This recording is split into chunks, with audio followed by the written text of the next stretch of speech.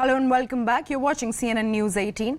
Well, moving our focus, after the United States, now PM Modi is all set for a two-day state visit to Egypt upon the invitation of the Egyptian President Abdel Fattah El-Sisi. Now, PM's visit to Cairo is extremely crucial for India's strategic interests in West Asia and North Africa. Now, the Prime Minister's visit will give us a fresh impetus to the historic ties between the two nations. Now, the two-day visit marks PM Modi's first trip to Egypt and serves as the first official bilateral visit by an Indian Prime Minister since 1997. Now, apart from holding talks with El-Sisi, PM Modi is likely to interact with high-level ministers and members of the Indian diaspora too. Remember, the visit comes nearly 6 months after President El-Sisi's visit to India as the chief guest on the 74th Republic Day. Well, this is another historic moment after the state visit to US. Now PM Modi is all set for a two-day state visit to Egypt on the invitation by the Egyptian president. Now, PM Modi will be first prime minister after 1977 to visit Egypt for bilateral talks and to address the Indian diaspora in the country. Well, the Cairo is also an extremely important visit for India's strategic interests in West Asia and North Africa. Joining me on the broadcast is my colleague Anand Narasimhan, who shall help us understand why is this visit to Egypt very significant for India and Egypt. Well, morning to our viewers. After the Prime Minister's visit to the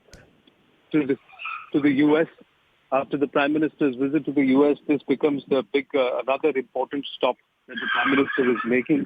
It is for the first time in many decades that an Indian Prime Minister is going to Egypt. It's a two-day visit. It comes at a time when both nations actually want to take the story of development, and there is a realignment of sorts. India is going to push for its own space or a spot in the economic zone on the Suez Canal. There is a promise on tourism, and also on renewables, that India can make investments in green hydrogen and also tourism. That's the expectation. We must remember that in January, the Egyptian president was the chief guest at the Republic Day celebrations, and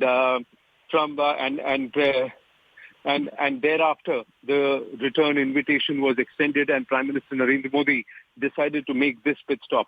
Now, this tie-up with Egypt becomes very, very critical for India because, like you had mentioned, that things had soured for a while. Now, between the two nations, there wasn't too much of cooperation that had happened. But we must understand that the COP27 was held at Sharm el-Sheikh. After that, there was also, and India is the G20 leader, where Egypt has also been invited as a guest. So leaders, both nations, that's what the Egyptian ambassador to India also says, have similar priorities, that is modernization of their nations, industrialization, job creation, development, and environmental awareness. Egypt is also going through a change since 2015, just around the time Prime Minister Narendra Modi also came into power. So I think India is going to discuss Egypt's offer of a dedicated slot for India within the Suez Canal economic zone. And like I said, there is Indian investments in tourism or reviving and trying to push up tourism, and also more importantly, green hydrogen or renewables. That will be a critical aspect. And President Abdel Fattah El-Sisi's visit in January, I think perhaps was somewhere an indication of resumption of equations.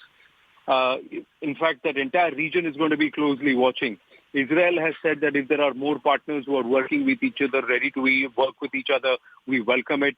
Saudi Arabia and Iran are coming closer. So there is a certain amount of realignment, or perhaps realization, that conflict has to make way for consensus, cooperation, collaboration, and cohesion. And somewhere India seems to be driving this agenda, because the last bilateral visit by an Indian Prime Minister was sometime back in 1997, if my memory serves me right. And then, in fact, in 2015, you had the Egyptian president come to India as part of the India-Africa Forum, and then in 2016 as a bilateral visit.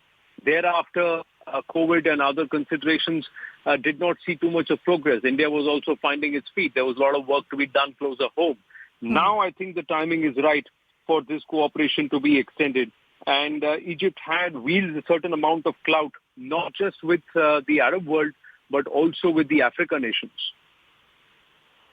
Well, thank you so much, Anand, for all the inputs on helping our viewers understand the significance of the two-day visit of PM Modi to Egypt.